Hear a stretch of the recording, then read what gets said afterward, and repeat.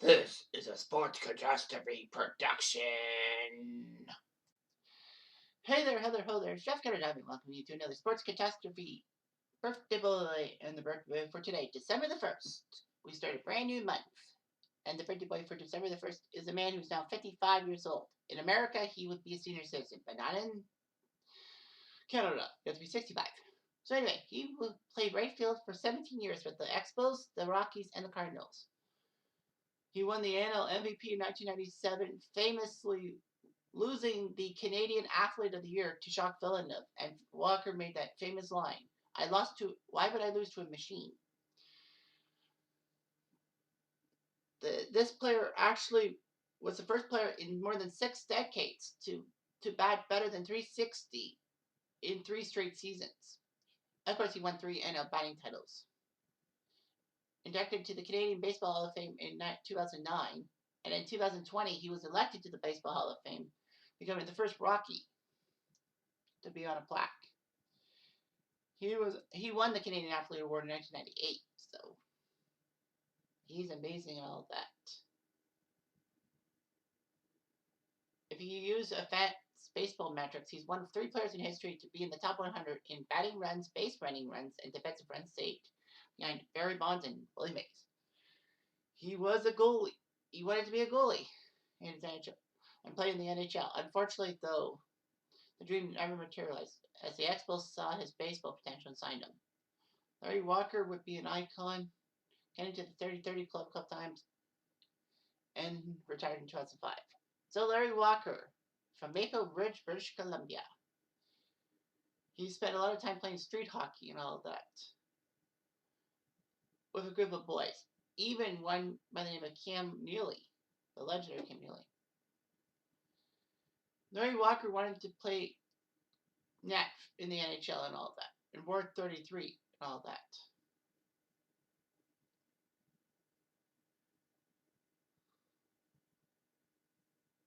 Larry Walker's brother actually was a goaltender and drafted by the Habs in the 12th round of the 1977 NHL draft. Anyway, at the age of 16, Larry Walker had a chance to be in junior A teams for Regina and Kelowna, but were cut.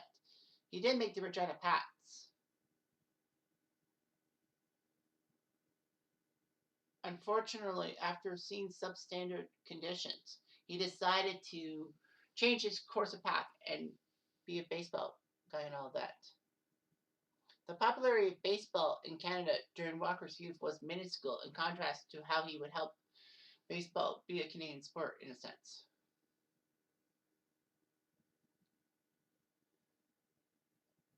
Anyway, a lot of people said that Canadian baseball players weren't really that great because, Canada had shorter summers than the United States.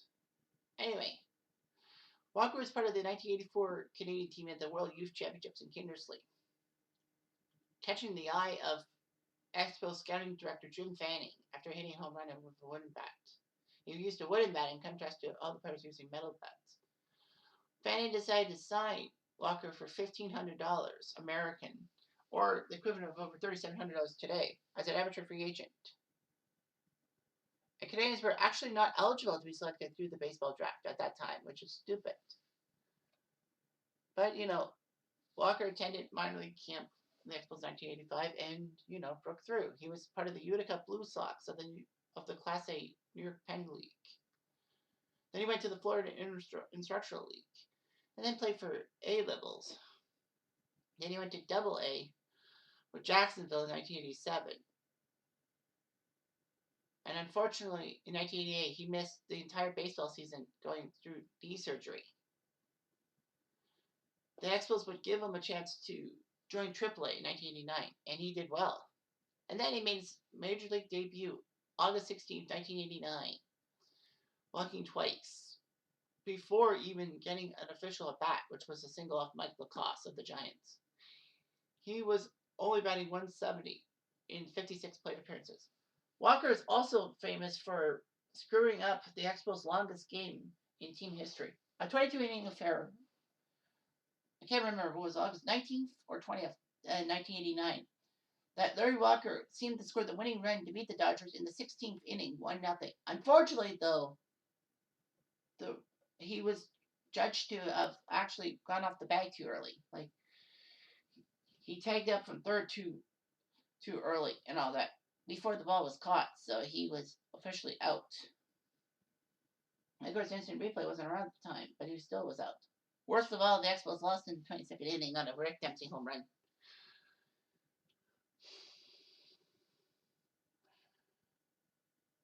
Anyway, the Expos never got him back to the minor leagues prior to the 1990 season. He became the right fielder for the Expos following Huey Brooks' departure via free agency. His outfield mates were Tim Raines and Marquis Grissom, both great base stealers and well-accomplished hitters. He did pretty well for himself, hitting 19 home runs in his official rookie season, taking 7th in the Rookie of the Year balloting. Walker became a role model for thousands of young baseball fans and players in Canada. He would do pretty well for himself, and over the next 4 seasons, he would get about 20 home runs a season, which was good. All that. He didn't play in a lot of games. He did have to spend time on the DL a couple of times playing on Olympic Stadium's artificial turf, which was creating excessive stress on knees and accelerating injuries to players like Andre Dawson. Larry Walker actually played first base for 39 games in 1991 season. And if you remember watching Dennis Martinez's perfect game for the Expos against the Dodgers, July 28, 1991, you know that Larry Walker played first base, and it's like, Larry Walker was an outfielder, wasn't he? No, he did. In fact, Walker hit the only RBI of that perfect game. He had a RBI triple to score Dave Martinez, and then he scored himself on an error.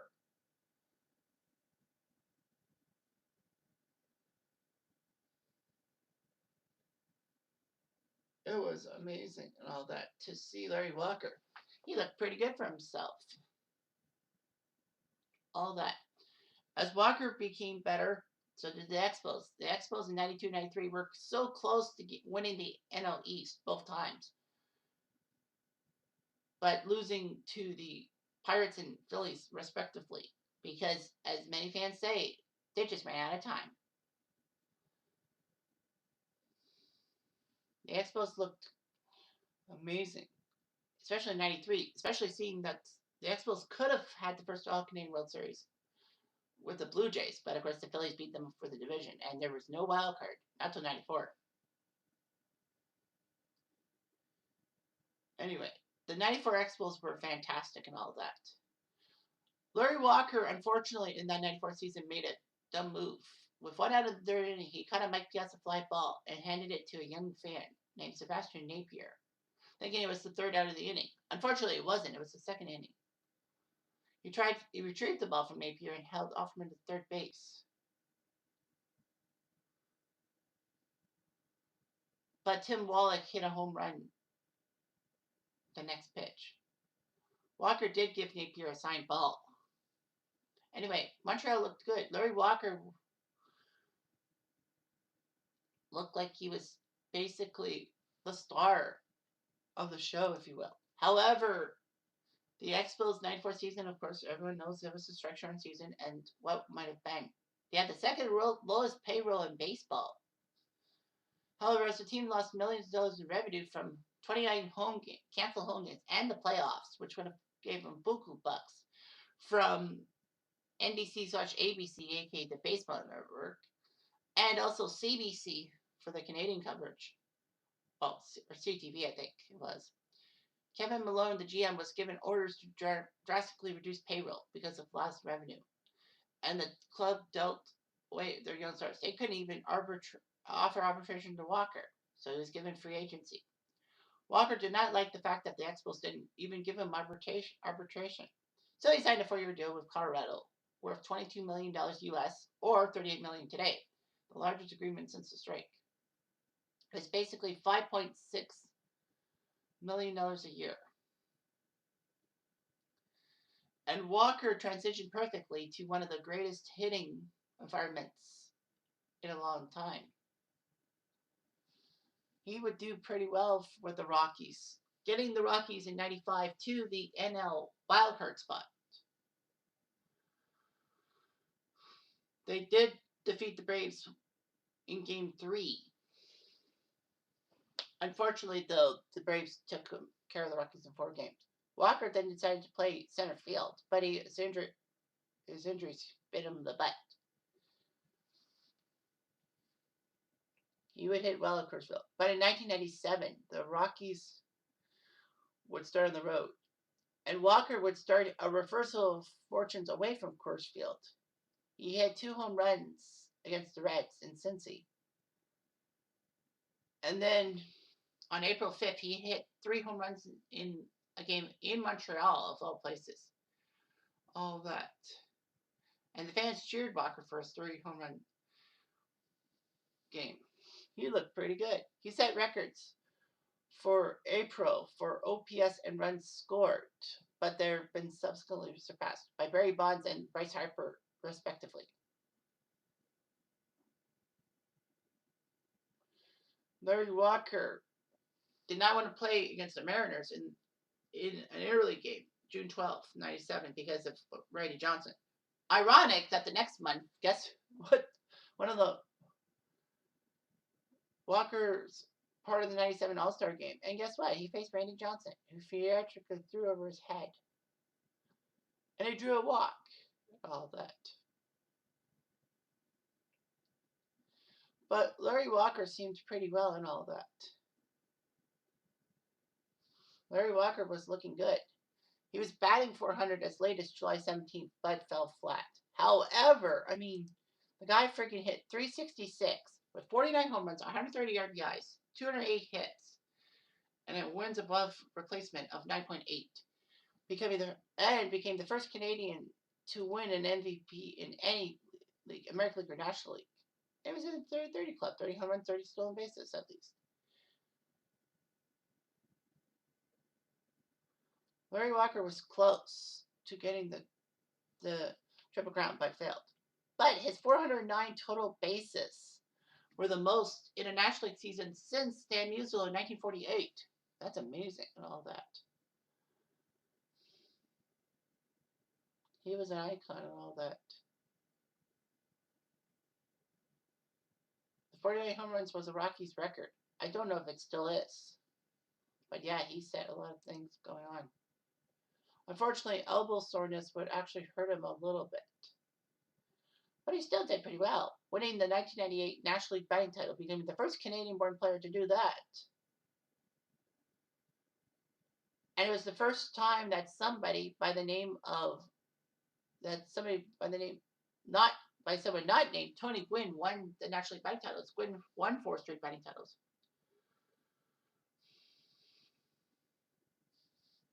He was good and all that. 99, he produced pretty well. Batting .379, setting the Rockies record, which I think Todd Helton surpassed a couple years later. But anyway, it was amazing and all that. Here's the funny thing. He batted .314 from 97 to 99 away from Coors Field. So a lot of people said, it's unfair how he did. Well, because he's at Coors Field, which is in the Mile High area of Denver. Nope, he did fantastic away from town. All that. Unfortunately, Larry Walker would have right elbow problems in 2000, missing out on a lot of times. But in 2000, he did set the record for most hits by a Canadian-born major leaguer, beating Jeff Heath for that mark. Jeff Heath wasn't no slouch. He was decent in the 1940s as a hitter. Anyway, he was an icon for Canada and all that. Walker committed to a new fitness regimen that would help him out do quite well. He actually tied Ichiro Suzuki for the best batting mark at .350 for his 3rd batting title. The Rockies would struggle. In 2004, with the Rockies struggling, he actually decided to be traded to a contender. Texas offered a chance to pick up Walker, but Walker vetoed the trade as it was his right as a 10-5 player. 10 years in the majors, but 5 with the same squad. Could do that. Well, what's funny is that there was a minor league prospect by the name of Ian Kinsler that could have went to Colorado.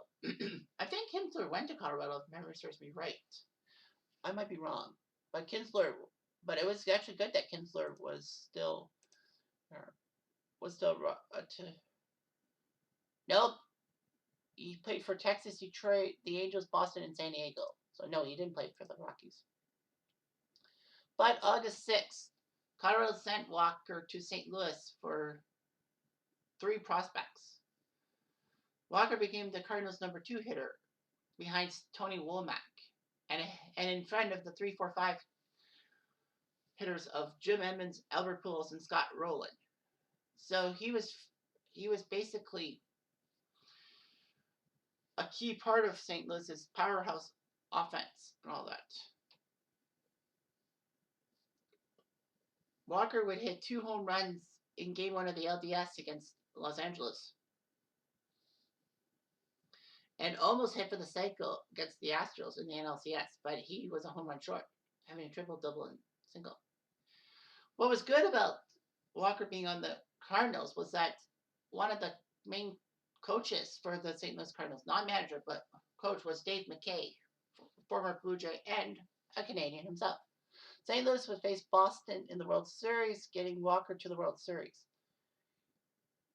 He actually did pretty well, going 4 for 5 in Game 1 with a home run and 2 doubles. The unfortunate part was that Boston scored the win thanks to a Mark Bellhorn home run in the 8th inning of Game 1. And the worst part was that St. Louis got swept by Boston. The Cardinals could only bat 190. But it was not Larry Walker's fault. He batted .357, almost double what the Cardinals did. And he did pretty well for himself. He contributed to the Cardinals winning the 2005 AL Central with 100 wins. All that. Larry Walker would retire after Game 6 of the NLCS, in which the Astros won, getting to their first World Series appearance in history. Walker ended up being 50th on the home run list with 383 at that time. Of course, it's been bypassed a lot. A lot of people give him a lot of impact. But of course, everyone knows it's his impact on baseball in Canada that was huge. All that. It was the height of baseball in Canada and all that. Of course. And he actually impacted a fellow Maple Ridge player who won an MVP in the majors. His name? Justin Morneau. So anyway, Walker has been a hitting coach and first base coach for the Canadian national team since 2009. He coached for Canada in 3 World Baseball tournaments, 09, 13, and 17. And all that.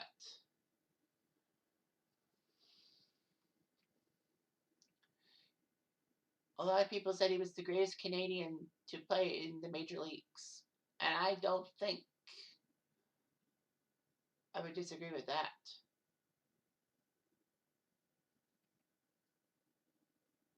So he kept trying to get into the Baseball Hall of Fame, but fortunately he got in on his 10th and final year of eligibility before having to wait a while for the Veterans Committee and all that. He got 76% of the votes, becoming the second Canadian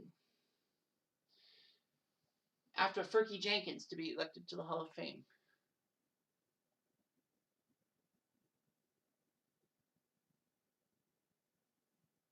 The funny thing is, the SpongeBob NASCAR-style shirt he wore during video interviews to commemorate the announcement had the fact that Amazon and Walmart were sold out online of that shirt. So that was kind of funny. But his accomplishments are huge. I mean, his 72 wins above replacement are 10th among right fielders. It's hard because, you got guys like Babe Ruth, Hank Aaron, Stan Musial, Mel Ott, Frank Robinson, Roberto Clemente, and Al Kaline ahead of him. Even Tony Gwynn. So Walker did pretty well for himself, being an icon. A lot of people said he's the greatest Canadian-born player ever. Others say Fergie Jenkins. But I mean, You know, you got Eric Gagne, Joey Votto, and Justin Morneau winning major awards since then. So yeah, he was an Expos icon before he went to Colorado. I don't know what might have happened if Larry Walker stayed in Montreal instead of playing with Colorado. But anyway, he has 3 kids with 2 different women and resides in West Palm Beach, Florida. Very superstitious about the number 3. He wore 33 during his playing career. Was married November 3rd at 3:33. Although I would have said March 3rd at 3:33 because March is the 3rd month of the year. All his in-game rituals involved the number 3, including taking 3 swings in the batter box before each at bat. And the weird thing about his number 3 is that he was the 333rd person named to the Baseball Hall of Fame. Was that on purpose? I don't think so. But makes you think. Huh. Anyway, I'm Jeff Diamond. I do.